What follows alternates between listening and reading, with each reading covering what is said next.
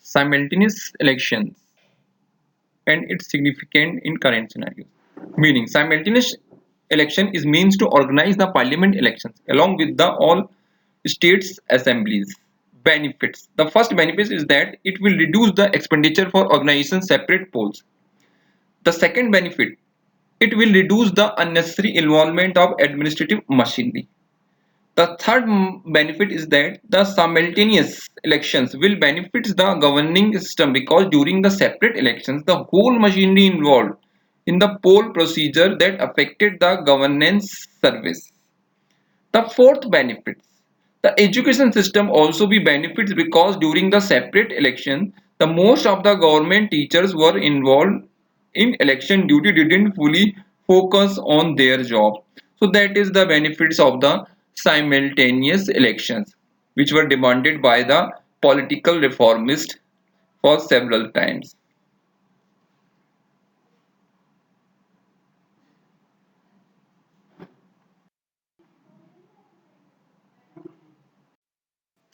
The challenges. The basic requirement of a legal framework under which the extension or curtailment of the term of any assembly is permissible. The second challenge is that simultaneous elections would demand a massive increase in the number of electronic voting machines and voter verifiable paper audit trail VVPAT units. Moreover, ensuring the availability of VVPATs everywhere poses a logistical challenges and also poses a very huge expenditure on this logistical matters. The third challenge is a wide political consensus as well as legislative cooperations from various parties at the center and in the states is required for holding simultaneous election. It is natural that parties that control legislatures constituted in recent months or years would resist any curtailment of their tenures, while those in the opposition may prefer simultaneous polls if it means assembly elections being advanced.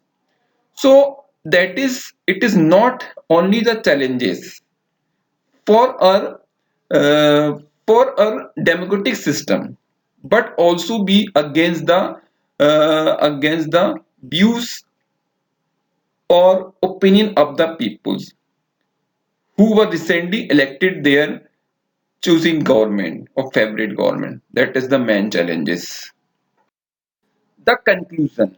The conclusion is that the procedural and logistical challenges that holding up simultaneous elections pose, it would be far more productive for political parties to focus on basic electoral reforms and find ways to curb excessive elections expenditures. That is the main conclusion. Because the other political reform, electoral reforms like to debated the